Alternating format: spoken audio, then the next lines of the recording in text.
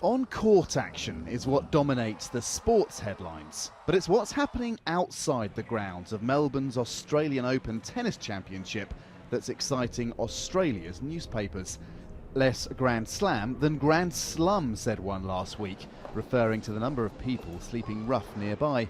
Television news programmes too have focused on the shame of tennis fans having to see homeless people blighting the city. Initially, police said there was little they could do to clear the streets. It's not an offence to be homeless. It's not a very good look what's down there at Flinders Street, but it's not an offence to sit or sleep on the street. But under pressure since, politicians have said they will look to change laws so people can be moved on. But even if that happens, it won't solve the underlying issue.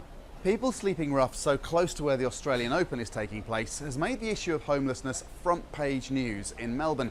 But it's not just there that the number of people sleeping on the streets is going up.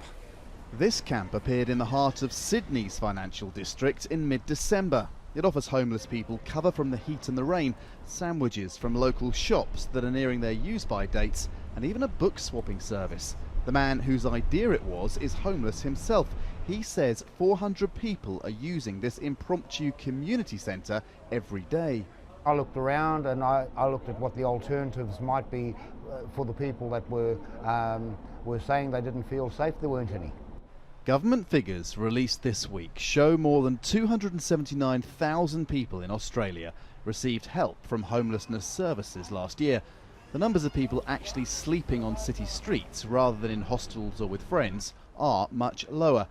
But they are rising. About 250 people in Melbourne, about 500 in Sydney, the most since people started counting. Cost of accommodation and private rent is, you're looking at market rent that takes up 3/4 of someone's income. There is no leadership to do some real significant growth in housing.